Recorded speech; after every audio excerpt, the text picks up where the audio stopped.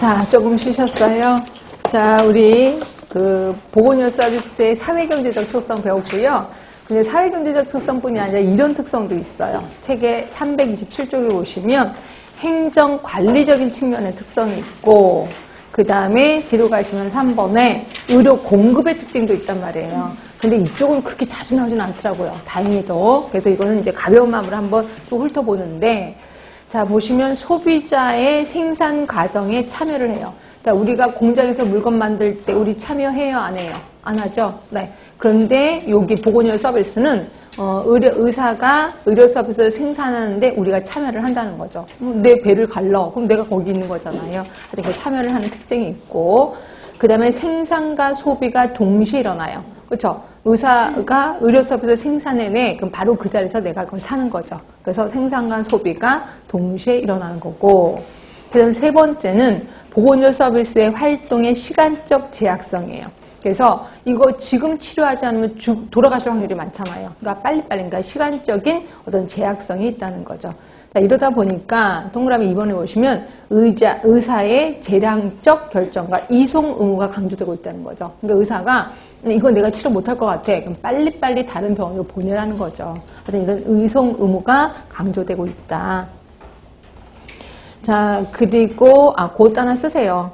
그래서 그 활동의 시간적 제약성 때문에 신의료기술 평가를 합니다. 그러니까 의료기술이 새로 개발이 됐어. 그래서 신의료기술이라고 하는데요. 새로 의료기술이 개발이 되면 이걸 바로 환자한테 쓸 수가 없습니다. 그래서 신의료기술 평가를 하는데 두 가지에 대해서 평가하죠. 뭐에 대해서 하죠? 안전성, 또 하나가 유효성. 이 두 가지에서 평가를 하고, 평가를 한 다음에 괜찮으면 사용하게 된다는 거죠. 자, 하나만 더 물어볼게요. 신의료기술의 평가 누가 할까요? 누가 할까요? 보건복지부 장관이 하죠. 보건복지부 장관이 안전성, 유효성에 대해서 평가를 합니다. 자, 그리고 나서 요 의료기술이 안전해, 유효해 라고 판정이 내리면 요 결과를 누구에게 통보할까요? 예, 심평원 원장에게 통보합니다. 왜? 심평원 원장이 수가 매기는 사람이거든요. 그래서 심평원 원장에게 통보를 합니다. 그 결과를. 그래서 신의료기술 평가도 하는 이유 중에 하나가 이런 시간적 제약성 때문에 빨리빨리 이런 평가를 해야 된다는 거죠. 이런 것들도 알아두시고, 그 다음에 소비자와 서비스 제공자와는 직접적인 접촉. 그쵸? 우리는 의사를 만나야 뭔가 의료행위가 이루어지는 거니까.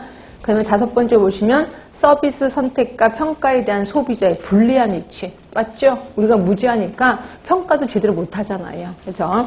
근데 저는 깜짝 놀란 게 어떤 분이 그 병원 되게 좋아. 막 이렇게 얘기를 하더라고요. 새로 병원이 생겼는데 너무 좋대요. 그래서 저는, 뭐가 좋아요? 의사들이, 기술진이 좋아요? 막 이랬더니, 아니, 그게 아니라 거기 가니까 커피숍도 있어. 막 이러면서 그러더라고요. 아니, 커피숍이 있는 거하고 병원하고 무슨 상관이 있습니까? 그러니까 이렇게 소비자는 판단을 잘 못한다는 거죠. 하여튼 이런 현상이 있고.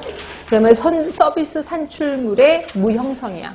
그러니까 우리는 병원에 가서 물건을 사면 물건이 눈에 보이잖아요. 근데 나는 병원에 들어가서 치료하면 수술을 했대. 근데 내가 증거를 볼 수는 없어. 눈에 보이진 않는 거죠. 그러니까 배에 흔적만 있고 의사가 거기 속에 있는 거 염증 없앴습니다. 그러면 염증이 없어졌나 보다. 이렇게 본다는 거죠. 눈에 보이지 않는다는 거죠. 산출물이. 산출물의 무형성이고, 그냥 비표준성이에요.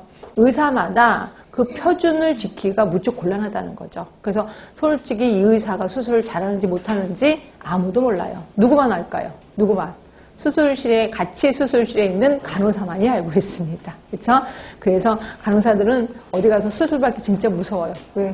수술 못하는 의사들 되게 많거든요. 어떤 때 환자 배 딱 열어놓고 깨끗이 해야 되는데 손을 막 이렇게 잡아 뜨는 경우도 많아요. 그러면서 자기 배 안에 그냥 다 집어넣고 막 이런 경우도 많아서 이러면 안 되잖아요. 그러면 딱 째려보고 그냥 말아요. 제가 귀찮다고. 그럼 우리 어떡하지? 근데 그렇다고 말할 수는 없잖아요. 그래서 우리는 알아서 우리가 다른 곳의 의사한테 가서 내 배를 열고 수술하기가 진짜 힘듭니다. 하여튼 이거는 의사마다 그 기준이 다르다.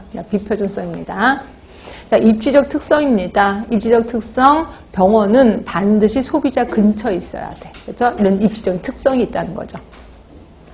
자, 규모의 특징입니다. 요새는 병원이 엄청 많이 커지긴 해요. 그렇다고 해서 무지무지 큰 병원을 세울 수는 없어요. 그 규모에는 한계가 있다는 거죠.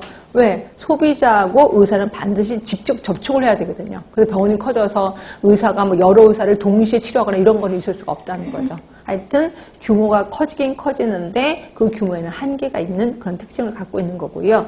자, 노동지향적인 건 아실 거고, 그 다음에 그 노동, 일하는 사람들의 구성 요소도 복잡한 건 아실 거예요. 의사, 간호사만 있는 게 아니라 행정하는 사람, 뭐